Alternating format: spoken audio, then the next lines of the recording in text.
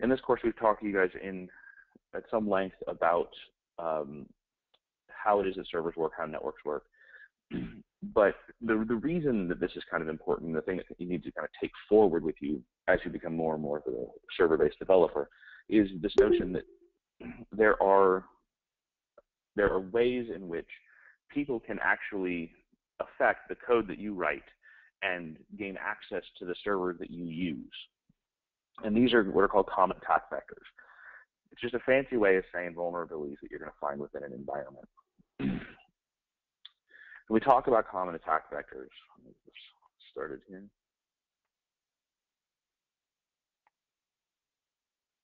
So when we talk about common attack vectors, what we're really talking about is we need a little bit of terminology.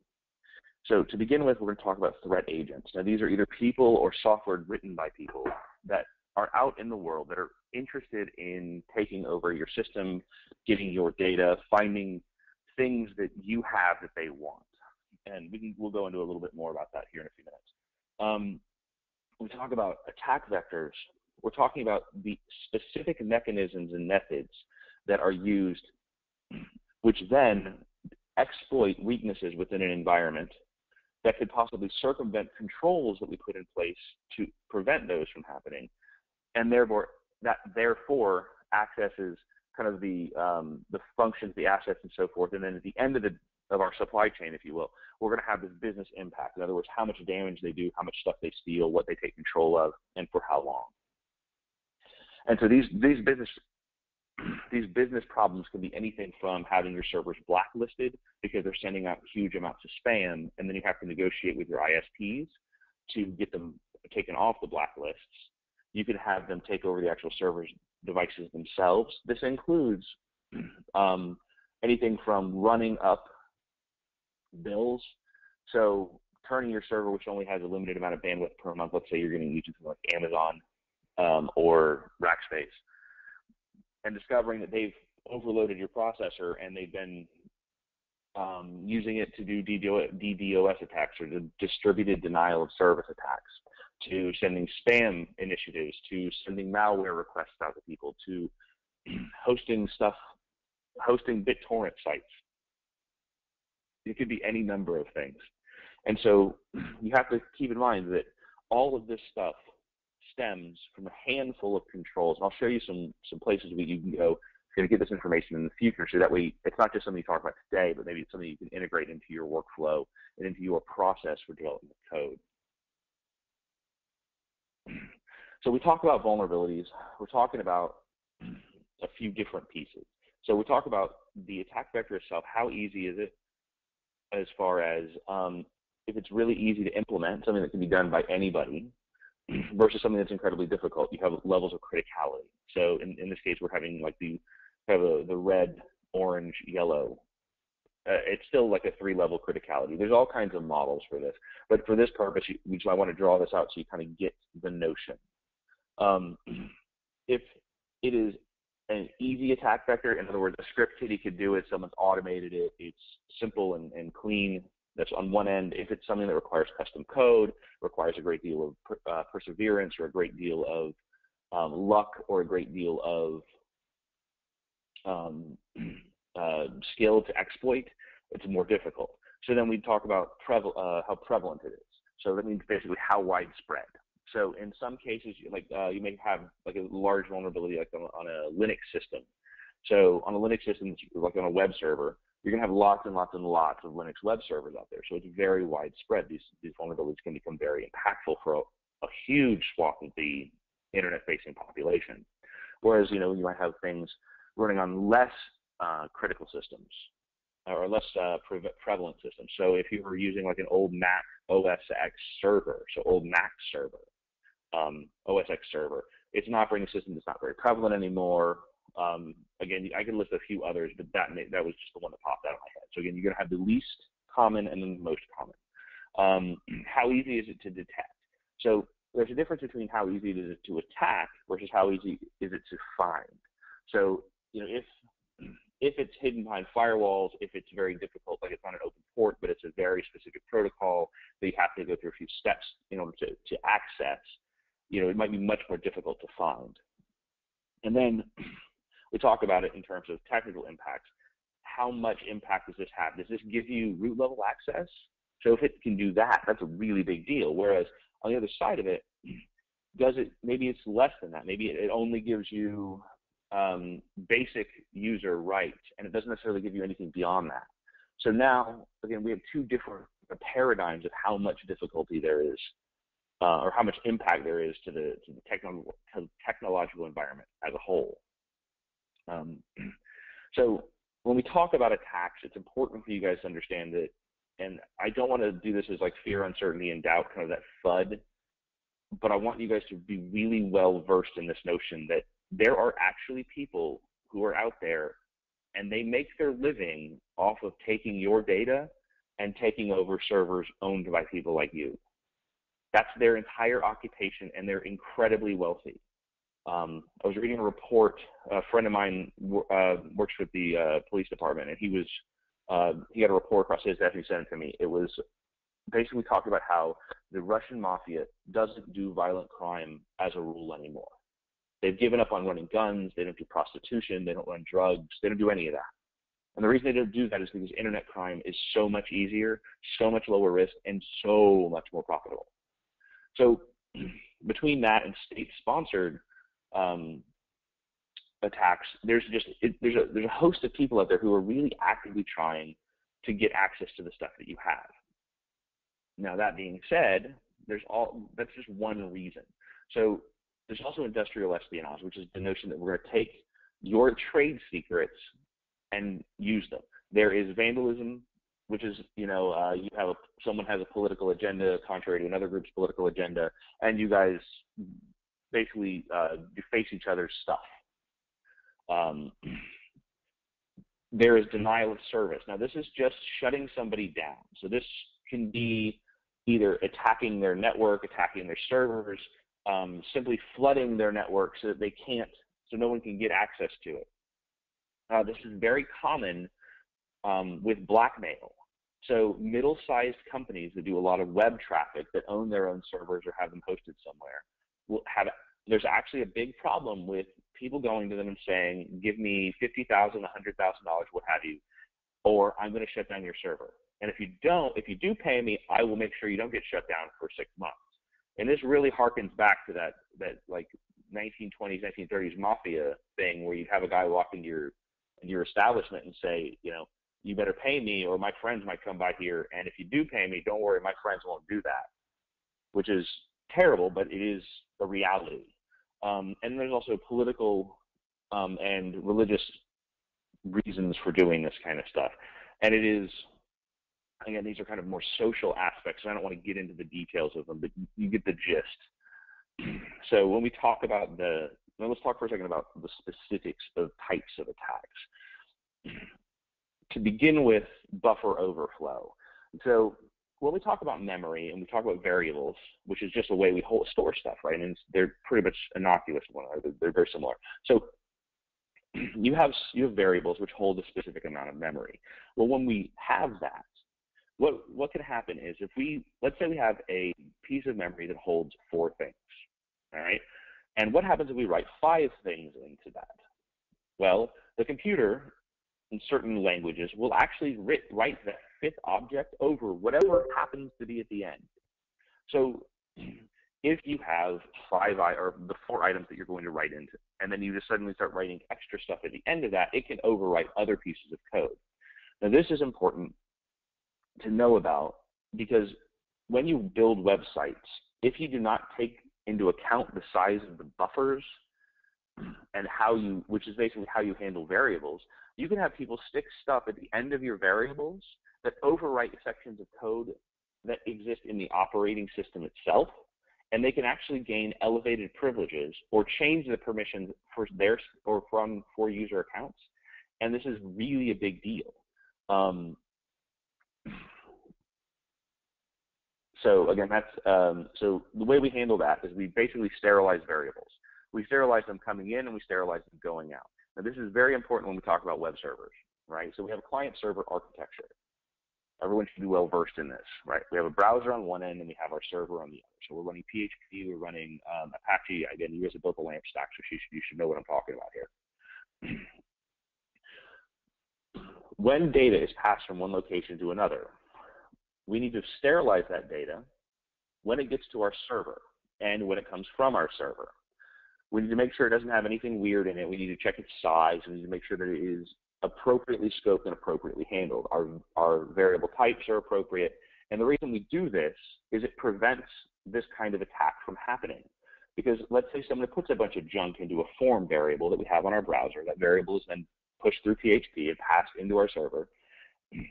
And it can contain all kinds of stuff. And we'll go into a couple other versions of what it can contain.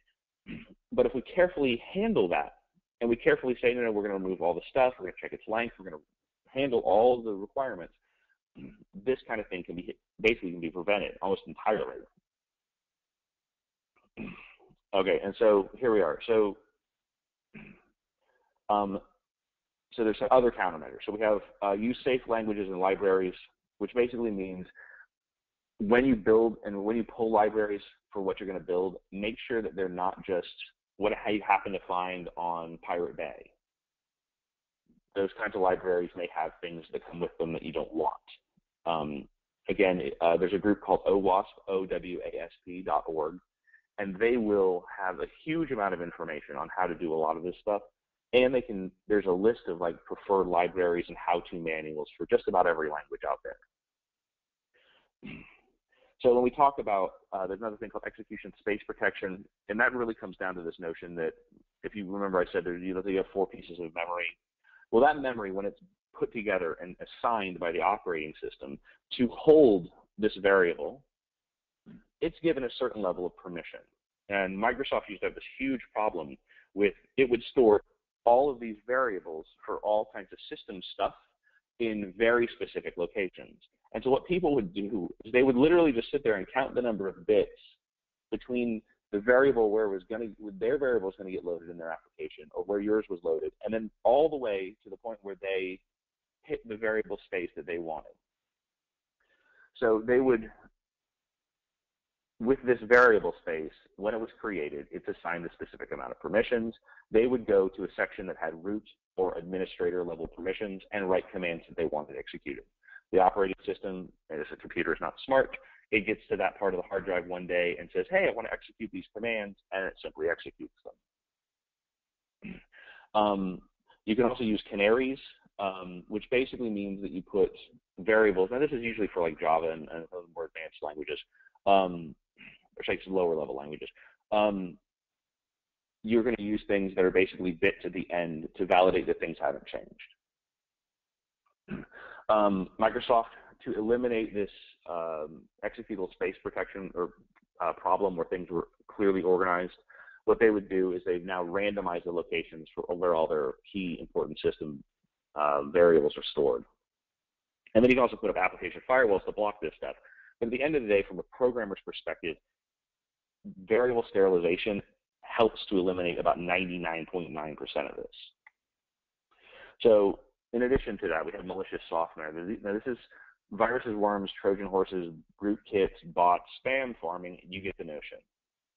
And their job is to create backdoors and create access points and spread. That's their job. So viruses require another application. So if you download something from like download.com, you may discover that all of a sudden your search engine defaults to Yahoo and always defaults to Yahoo, and there's nothing you can do to change that. So you uninstall the application. And that's because it has a virus. It's not a particularly malicious virus. It's just incredibly annoying because, in my opinion, Yahoo's terrible. But whereas worms are standalone applications. They basically sit in the background, and they just do what they're going to do. They don't need anything else to propagate. They can do it on their own. They're all encapsulated. Trojan horses are basically things that are, they say they're one thing, when in actuality, they're something completely different. So you download a calculator, and that calculator may do some calculations, but at the end of the day, what it really is it's a backdoor so that somebody can gain access to your computer. And again, the purposes of this is stuff, stealing information, destroying information, corrupting things, remote controlling your devices and other backdoors that people can gain access, and then denial of service, so eliminating your ability to do what it is you need to do. So again, we just I just talked about this. Viruses are human replication. They tie to other items, other applications. Worms are self-replicating, and you can definitely have them self-scan. They're very smart things. They have quite a bit of intelligence. There's one it's almost a legend, like Kaiser Sose. It is called Ouroboros, and it is just look it up. It's a very, very interesting worm that stores itself in blob space, encrypted, and it's an entire operating system. They found a handful of points of it for the last 5 or 6 years, but they've never found a solid version. It's a super like NSA level crazy worm. And again, Trojan horses are as described. Rootkits hide within systems, hidden system files, processes, and networks. And they basically hide beneath the operating system. Okay, a bot. Okay, so this is something that we're going to talk about for a second. Bots are little tiny devices that sit on your computer and perform processes for someone else. That's basically it. But the interesting thing is that somebody figured out a way to combine them all together. And so there are collections of these things, and they're actually kind of virtual wars to take control of them. They're called botnets, or zombie networks, or I'm sure there's a few other names for them. But the gist is that these are computers that you do not own, and that you control through an IRC channel, or internet relay chat channel, or through some centralized server location. And what you do is you can allow have these computers perform specific actions for you on your behest. So if you wanted to start, let's say, a spam campaign because you found an advertiser that was willing to pay you 10 cents for every 100 spam emails that you send out. Now, if you send out a bunch of spam, your ISP will block you. So what you do is you get a portion of a botnet, or you rent a portion of a botnet, or you have a botnet that you're selling, and you have each of the computers send out 4 emails a day. And if you have, like the Zeus botnet, there was between 500,000 and 1 million of these. So if you send out 4 emails a day at 10 cents for every 100, you can do the math. It adds up to quite a bit of money very, very quickly. And that's for just doing, literally typing in one command. That seems like a really good ROI. So then again, we go down to this whole unsolicited email.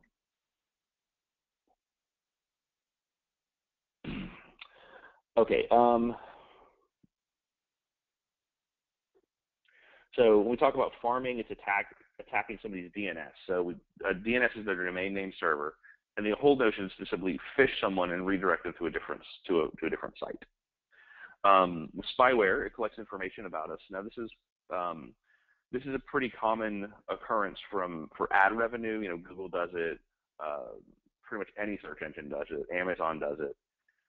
They collect all kinds of information, but spyware sits on your computer and collects that from all of these locations. So they can sit in your cookies, or they can sit in the operating system, and all they do is just kind of watch what you do. Now, this information can either be easy, like behavior and patterns. Ad people actually will do this, and I'm not sure how it's legal, but I know that they do it. All the way to the kind of the keylogger version, which you'll see below, and that is, I want to take your passwords, I want to take your all of the activities that you do on your machine. One of them is really kind of crappy, and the other one's really not rather nefarious. But you have to kind of know about what these guys are. So easy ways to handle this is anti-malware software. There's a bunch of it out there. Patches, firewalls and application firewalls on your local machine. System hardening. So system hardening is the notion that you're going to take a server or computer or anything that you want and simply remove all of the open vulnerabilities that are accessible. You can even do this to your phone. I know that with one of the newer iPhones, they have these little pods that you can walk by, and it will actually tell you to download an application, and they pass information to and from your phone. And so you can simply turn all of that off and therefore harden your phone against that type of intrusion. Then we have things called intrusion detection systems, and what they do is they sit in a network and they just sit around and listen for when a person is going to, or when an event occurs in the environment. So what they're looking for is aberrant behavior. They're looking for something that's going on in the environment that shouldn't be going on. You can decrease privilege levels. And what this means is we're talking about the idea that you can prevent this by not running all the time as your root instance or your root user. So when you install programs, you can install them instead of as a root user, you install them as whatever the permissions levels that are appropriate for that particular application. So if it doesn't need system level or root level access, you give it access in accordance with the specific users that are going to use it. And then penetration testing. So the way you do this is you literally just check to see if the malware is on the box. That's pretty much it. You test against it. Okay, so now we're going to talk about input attacks. This is one of the more meaty sections for you guys. Input attacks, we talk about things like the buffer overflow, which we talked about. We need to talk about script injection. Now this is basically what this is imagine that you have a web form, and inside of that web form, and it is just a letter to the company. It says, you know, this is who I am, this is what my title is, this is the little message I want to send in. 3 pieces of information, and you send it off. If you do not carefully scrape and remove pieces of information, what can happen is people can actually inject sections of code for SQL, which you guys will learn next month. You can do SQL injection, you can do operating system injection, and you can insert code into those boxes where there's normally just supposed to be text. And if you format that code correctly, it will be read into certain databases, vulnerable databases, and executed. And you can do anything from add users to a database, you can add permissions to that user, you can make them effectively the highest level system administrator, you can shut down the administrator access to the actual administrator, all through that particular command, depending upon the amount of privileges given to the application you're running. Again, go back to this notion of least privilege we talked about a moment ago. Cross-site scripting is actually one of the most, I think it's one of the most interesting attacks. Cross-site scripting is all about taking a link to a site and putting an entire link to either a link to an application or an entire little application in the link and then embedding it in a picture or in the link to a site. So just like a normal HTML link where you would normally hover over it and you'll see at the bottom of your screen, you'll see the little, you know, I'll just show you. You'll just see this, right? Where you, like I hover over this link, and at the bottom there you'll see it's the niccs.us-cert.gov/training/ctc/framework. Well, what you can do is insert into that additional pieces of code. Again, it was on the bottom left, so if you missed it.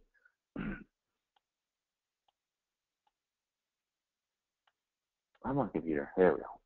You can actually inject additional code in there. And then what you do is once you've built this little piece of forgery, you can wrap it in whatever you want. So you can take, and let's say you get a Bank of America statement, and it just says, dear cardholder, and then you just fill in whatever you wanted to say. Hey, your password's going bad. Hey, could you link on this? We're going to be sending out $50 free. We found this, but you have to sign up. And all you do is give them the link. Now, here's the nefarious part. The link itself actually goes to this whatever location is that has a vulnerability. So it's their actual people's site. So let's say it was Visa.com and they had this vulnerability up on their site. Again, probably not likely because Visa is a very big company. But so what would happen is you would craft some fake emails that had this program embedded in the links, and then you would send it out to people. They would click on the link, and it would take them to Visa.com, legitimately to the site. But in the process, for the site loading, it would load all of those variables that would normally be loaded, filled with your code, into the client's browser. So it reflects through the remote site, through visa.com, back to your site, or back to your local machine. I'm sorry, let me rephrase again. Back to the local machine of the target. So what ends up happening is they end up basically being infected in part by vulnerability on a server that isn't participating in this actual attack. It is an incredibly interesting and convoluted way to do it, and the guy who invented it just has to be brilliant, because it's terrifyingly horrid. Cross-site request forgery is much the same. So the way you handle this is you can't handle this from a just check for it. There's no real way to just check for it, because links get very long and they get very complex. But instead what you do is you depend on the servers that are out there to prevent this from happening. We talked about a few minutes ago, we talked about the notion of cleaning all the variables that come into your server, and that's what this helps to prevent. So again, when you get URL variables or you get cookies that you're pulling back from somewhere, you need to sterilize those variables, clean them up, and that will help to eliminate it. Now, firewalls can protect you from this in some capacity, but if you see that Bank of America is telling you to download this new Flash plugin, typically people just say yes. They become blind to it. They don't even notice anymore. And what that ends up doing is that means they just turn off the firewalls anymore. They don't handle this, and so people get infected that way. Again, from a developer standpoint, what you do is you need to train yourself or be trained in how to prevent this from happening from your site. Again, this is a reflection attack, not something that you're doing maliciously. All right.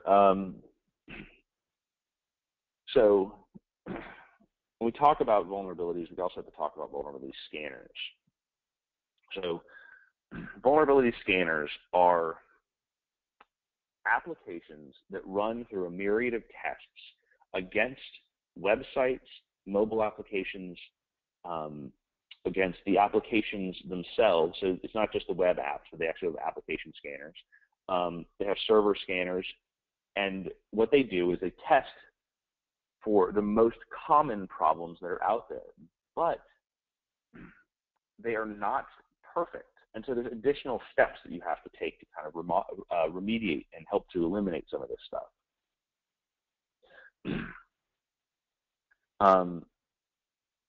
Now, we could also talk about mobile code. So everybody here should be familiar with ActiveX, JavaScript, Flash.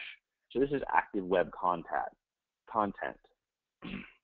So this is stuff that's hosted somewhere else that you execute on your local machine. So you have to be wary of it, is basically all the slide's trying to say. You have to be wary when you download and when you access code from the internet. Luckily, nowadays you're going to see a lot of warning messages, specifically on your local machines, to contend with this. So again, common methods of eliminating this in the nefarious anti-malware stuff will do this. Reduce privileges, in other words, don't surf the web as an administrator account. So again, if you have your LAMP server and you happen to be playing around on it as an admin, take off your admin privileges, run as sudo, and use a completely different account for checking your email, even if it's on the same machine. Don't let unauthorized users execute code on your devices. So again, from a let your friend borrow the computer standpoint, don't let them borrow it and install a whole bunch of stuff. Don't let your kids use your computers if if it's incredibly critical. If you're keeping NSA secrets, letting your kid check their email on there is probably not a good idea. Restrict mobile code on workstations. So again, if this is a more of a system administration point, and I guess for you guys will probably be a point of frustration that for some reason your system administrator won't let you do certain things. It's to prevent this type of stuff from happening. There's also applications like NoScript. that will turn off functionality like JavaScript to keep this kind of thing from happening. Let's talk about logic bombs. Logic bombs are little more than a timed or event-driven thing that causes problems. When I was probably 22, 23, I knew a programmer and wasn't a very ethical dude. And what he did is he said that he wrote a bunch of logic bombs throughout his entire environment for all the code that he ever wrote, that if on a certain day of the month he didn't type in a specific password, that everything would start to fall apart.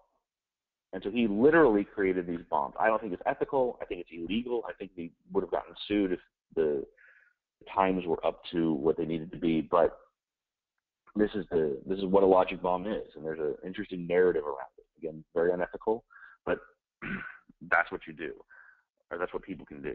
And the way you get around this, honestly, is first off, as a programmer, you don't do it because you will be sued. There's no doubt about that. They will take you to task. You have multiple people look at code, so you don't let one person be a single silo code house. You have other people that come in and take a look at the code, so that way you can find these kinds of event bombs and eliminate them. So again, we have time or event-driven versions of the same thing. We have maintenance hooks and backdoors. These are just planted holes that exist within the server environment to make it easier to do what have you. These can be an open port for a specific protocol that doesn't, it might not even respond, has a no response policy. But if you know it's there and you push the right commands in, you basically have an open hole to the environment. Now, this was pretty common, unfortunately, though, with the amount of processing power out there and people being willing to write enumerators that literally, and fuzzers, that just walk through every possible combination of what have you. It is highly likely that this kind of stuff can get found. Again, the way you prevent this kind of stuff is you use good policies. As a command house, you don't, or as a software development house, you don't kind of let this stuff fly. And then obviously you review. So when you talk about all of this, we're talking about a lot of access control. Access control is the notion that you're going to take and keep control of your servers and give the correct permissions to each individual who has to access your environment, and no more than that. So again, controlling access to and from. You can control this down to protocols, to ports, to how servers interact with each other, to the credentials required, to password management. All of this kind of fits together. So to try to defeat this, attackers will use things like, they'll try to guess your credentials. It's very common for people to set the default passwords to their environment. Root is a common problem out in the world of Linux. Or, your local home network. Most people for years and years and years left the default password, and there used to be a thing called war driving, where you would drive around with your computer and you'd set a scanner up and you would just scan for places that were open. And then you could do whatever you wanted from there because it was somebody else's network and they would be the one getting in trouble. Then there's also issues of malfunctioning access control. So when you design access control, you design your username and password. If you use good libraries, good authenticated, validated libraries to help with this, it's less likely to have problems. If you write your own stuff from scratch, it's more likely to have issues. Again, you have more eyes, more years of experience. So you can end up, if you don't do this kind of good practice, best practice, you're going to end up with potential holes. And those holes can result in people being just simply able to access systems because of malfunctions at the end of the day. They can bypass it. There's all kinds of techniques to do that, everything from session replays, password replays, to session jacking, to all different kinds of methodologies. They can simply bypass the access control. Again, replays, so replay attacks are the same thing. I listen on the wire or on like in the network. If you're sitting in a Starbucks, I set my computer to receive all the wireless signals in the area. If you're not using an encrypted channel to communicate, I simply pull in your login information and replay it out. Again, it doesn't. I mean, you can do that with encrypted as well. You just have to have enough time to find out what's going on. And then you can also just trick people, right? Tell your friend or ask your friend what his password is, or some guy you overhear him talking to somebody about what his password is, or you watch somebody at Starbucks and you see what their password is, and then you just pretext them or what have you and figure out a way to get the rest of their information. Again, we've already talked about buffer overflow. So again, the countermeasures are safe coding, limiting lengths of data, filter input data to remove unsafe characters. So from a coder's perspective, cleaning up your variables. So let's get a little deeper into script injection. So there's SQL injection, and then there's script injection. So, and really there's OS injection as well. And again, we talked about this. Strip out your unsafe characters, eliminate all of the shortcomings on the variables, all the things that can cause problems.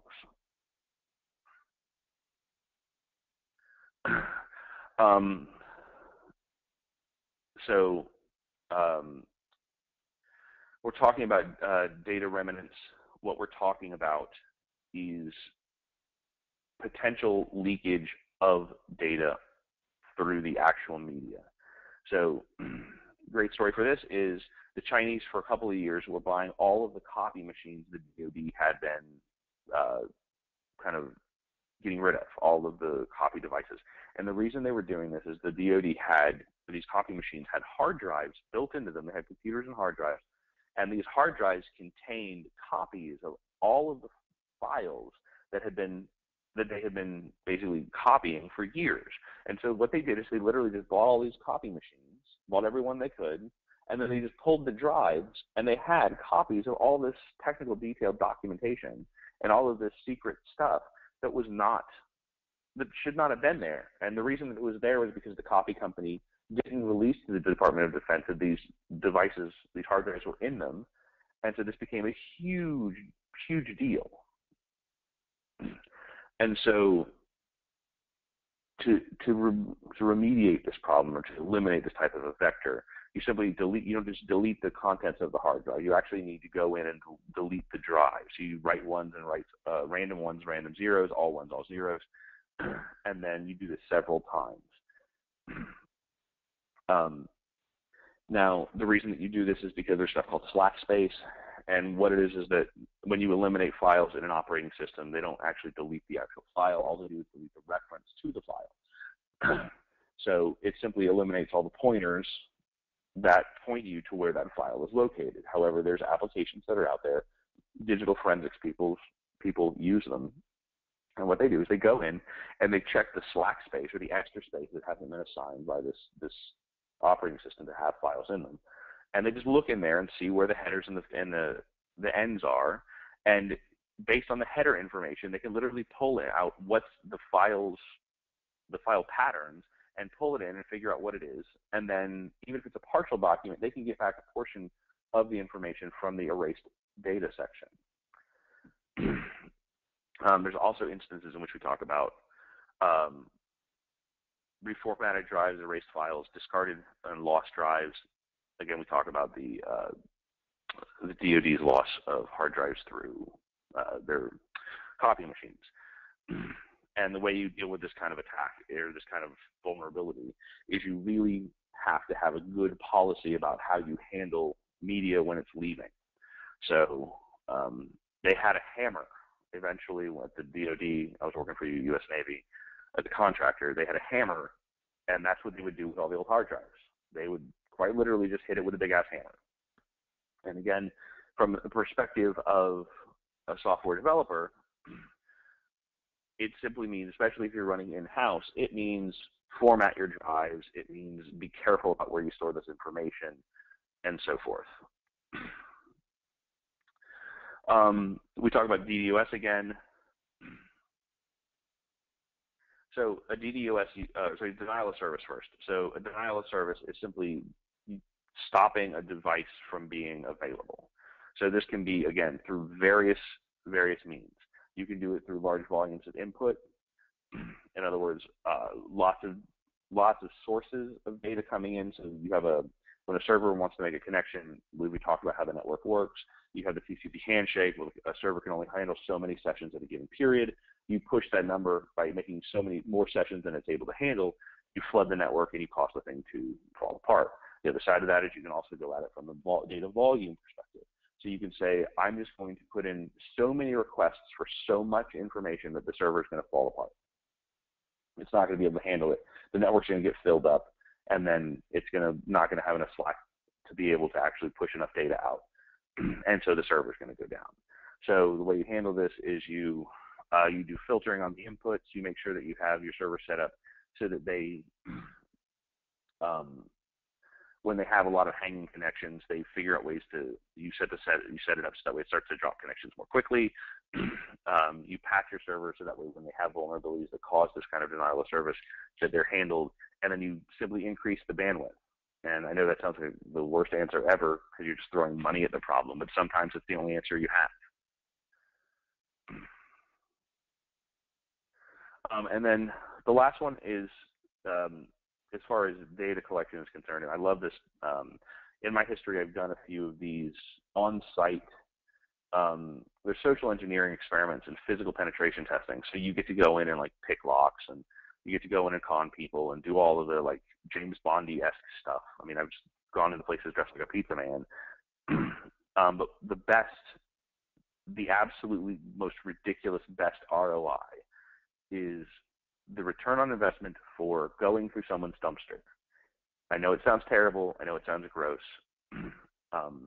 But their garbage they throw away, and some of the places I've been to, it's been vendor checks, it's been Social Security information, it's been all types of technical documentation that they needed that we found that was, I mean, it was to open to the public. We didn't need a bag, we didn't need anything. We just walked by, picked up a couple bags, took 10 minutes, and walked out, and we had tons and tons and tons and tons of stuff. And the way you deal with that is shredding and burning and so forth. From a perspective of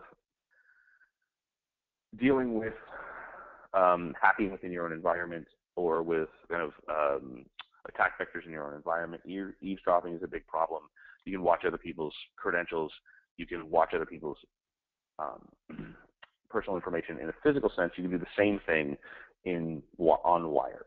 So again, going to a place like Starbucks, you want to make sure that they have an encrypted connection. Otherwise, people can literally just sit there and watch your everything that's going on your device. So you can use network sniffing, and then in order to do this, you need good encryption. So your network just needs to be set up so that way the encryption is good, the encryption happens early, and that's it.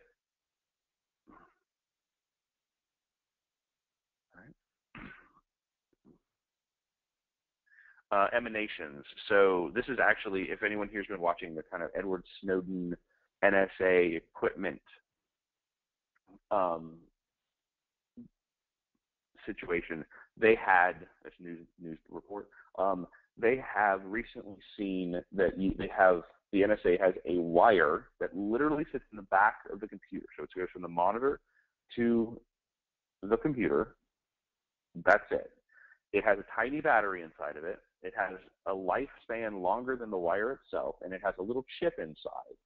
And if you point a specific frequency of microwave at it, it will resonate back at you and give you everything that's on the screen that is appearing to the user of the device.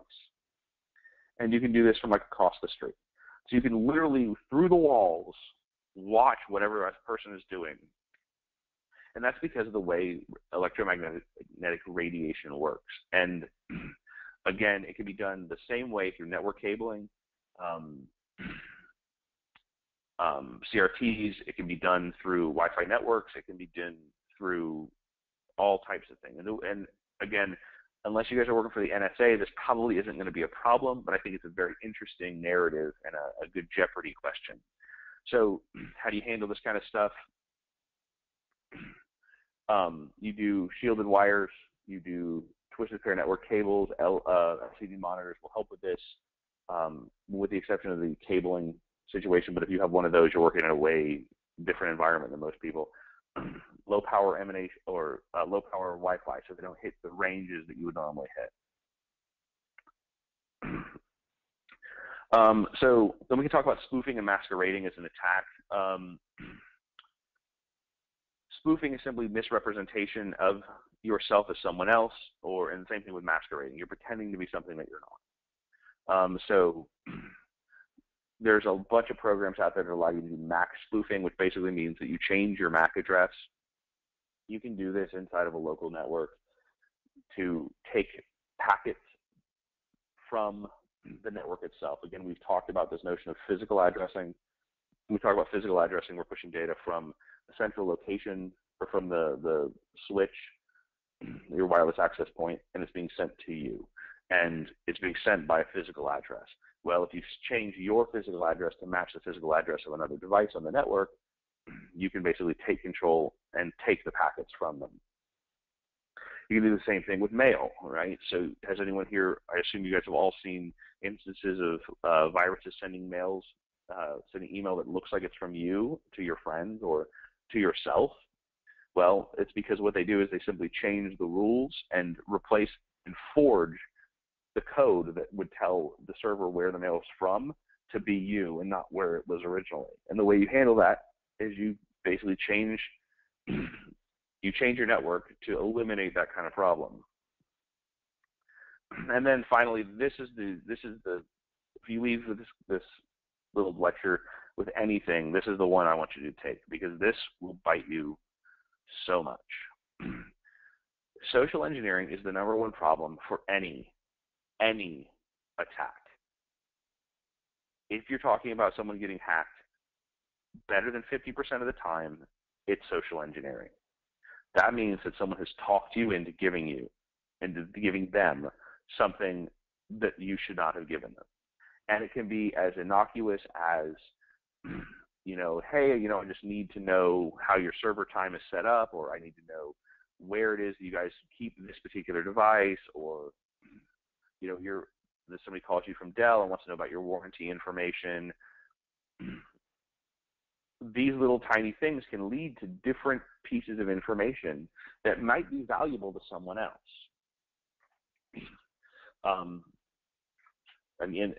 It doesn't sound like it's particularly useful, but if you know the server time and you have an RSA token, and the RSA token is based on server time for how it calculates specific values, that pretty much will tell you, because RSA, which is a token-based authentication system, it can tell you what the token is going to say and when it's going to say it. Again, it's all based on an algorithm, so if you have the algorithm, which has now been hacked, thanks RSA, and you have the server time, that can end up leading you to find out what the token is. Now you have one piece of information that's pretty critical. And this can be done by phone, this can be done by email, this can be done in person, this can be done any number of ways. And you can, trust me, the nicest people in the world may look great on paper, they look great in person, but if you're not very wary of them and you don't have your guard up, they can talk you out of all kinds of information, because we are naturally nice, caring, good people who want to help each other out and don't think anybody's out to get us. Social engineering says that is not the case. If you want to read really, really cool stories about this, there's a guy named Kevin Mitnick who's written a couple of books. He was on the FBI's Most Wanted. He's a very, very good security guy now. He's totally worth the time to take and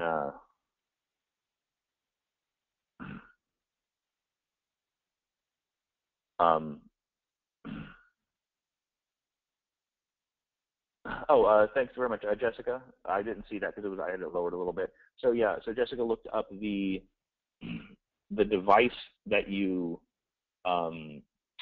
the Edward Snowden device that would sit behind the monitor. She said it's called Rage Master, and it's in the spiegel.de international/world/ what is it, A-941262 .html if you're interested.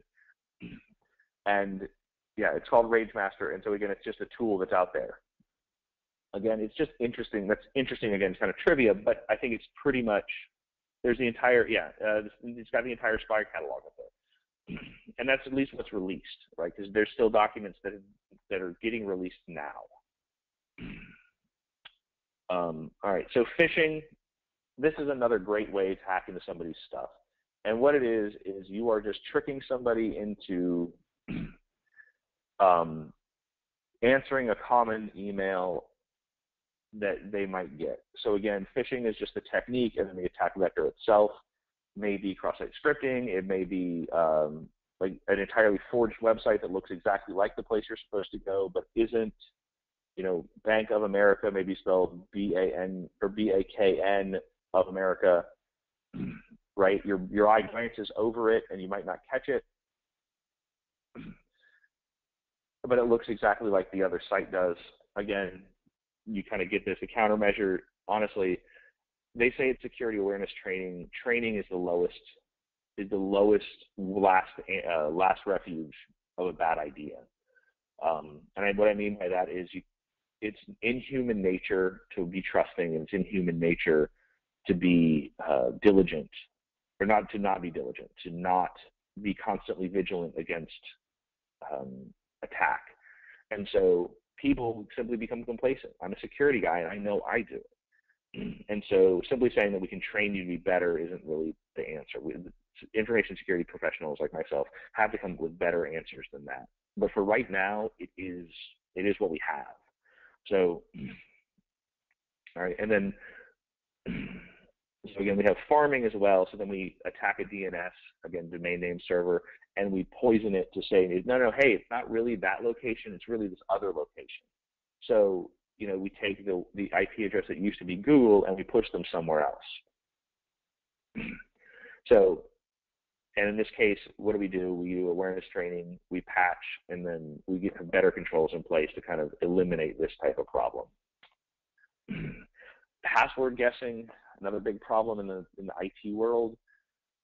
Your administrator passwords need to be long, they need to be complex, and they do not need to be the minimum 8 characters, 2 upper, 2 lower, a symbol and a number. They need to be complex. They need to be unique. Use things like password managers and password generators that store your information in an encrypted format. Because if people get access to your servers just because you have a text document on your home system, that's pretty sad. That's a pretty easy attack vector. And so again, you have to be diligent about this in the sense that you have strong, complex passwords that are changed on a regular interval. Again, things like password managers help with this. And then you have things like lockout policies. So again, when you build websites, how many times do they get to fail before you say, no more? If it's infinite, then somebody's just going to do a brute force attack and just keep trying, right? So you may lock them out for 20 minutes after 3 failed attempts. Well, instead of 3 failed attempts taking 1 millisecond, now it takes 1 millisecond plus 20 minutes. So now all of a sudden, just by that one change, how much longer does it take to run through a brute force attack? Pretty significant, right? Would it interfere with some people's user experience? Maybe. Is it worth it? You have to do a business case. And again, you take that one step further to a full lockout policy. So you fail 5 times, and it locks you out for a day until you have to call somebody or you have to fix it. Again, these are all business rules and business requirements based on your needs. But remember, these are patterns that are out there. Password cracking. So passwords that are stored in an uncomplex, or I use what are called port hashes, which is just a digital digest version, like a Reader's Digest to a full novel. Digital digest is just the same thing. A hash is kind of a condensed, simplified, mathematically altered version, and that mathematical alteration can't be undone. If I told you the number is 22,815,000, and then I said, what was multiplied to add that together? You have 1 chance to guess it right. You're not necessarily going to be able to guess it off the top of your head. You're going to have to factor it. There's going to be a lot of different combinations that may come together. So it's not a simple one-to-one, encrypt decrypt. It is in fact a trapdoor function. It actually, you walk through it one way and going back the other way is very, very difficult. So you can, when you hash passwords and you store passwords in a hashed format, if they're not complex enough hashes, people have actually what is called enumerated them. They've literally gone through and said, okay, I'm going to do 0000001 and hash that, 0000002 and hash that. Well, if you do that enough with the more simple hashing algorithms, you create what are called rainbow tables, which means all they have to do is go out and find your hashed password, which can be relatively easy to find by comparison, and then look at the rainbow tables and just find all the possible combinations for your actual password. And so once they do that, what do you do then? Well, so the way you handle that is you change your passwords often, you control your hash password files, and then you put what are called salts, which are just sort of random characters into the hash itself to kind of eliminate this.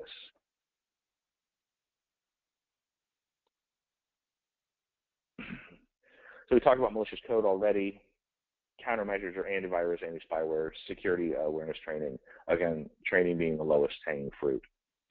All right. So in addition, I'd like to talk to you guys just for a couple seconds here about a website. Now, I don't know if I've mentioned this to you all before. Let me find it here. It's owasp.org. So what this website is, it is the online open source web application security program. So this thing is basically a how-to manual for writing good, secure code for web developers. I would highly recommend joining it. I think it's free for students, and it might even be free for everyone. It's been a long time since I joined. It has standards. It has cheat sheets. It has most common vulnerabilities, actually. So if we look up here at the very top, you can see the top 10. It has other organizations that have other pieces of information for you. It has testing guides, development guides, a host of really good information for web developers. And again, if we just look at, actually I think it'll open, yeah, here we go. If we look at just this, so we talk about, this is the top 10 application security risks. So what this means is we just look here at the top. We have injection, broken authentication, session management, cross-site scripting, which we've talked about, security misconfigurations, and so forth. And then if we go down, it is literally, am I vulnerable to injection? How do I find out? How do I prevent injection? Look, scenario 1, here's some examples of the attack. So again, if the query string is going to equal this, right? So this is one version, this is the second version, and then here are some, this is actually the example there. So again, it's literally a how-to manual for fixing, keeping track of, and developing what the most common problems are with web pages. So if these are the most common errors, you can therefore use tools like this to eliminate them from your environment and your code. By doing that, what do? You make yourself that much harder to get to. Remember that the criminals are looking for the easiest way in. So it's much more likely if you eliminate this kind of stuff from your environment early, then you're not going to be the one that's hit. Because again, I know it's a kind of a risk model, so it's the probability of getting hit, but I think this is kind of a useful tool. So again, owasp.org.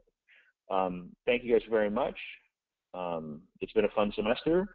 If you have any questions for me, please don't hesitate to contact me even after this, and I'll be happy to talk to you guys individually. Thank you all for your time.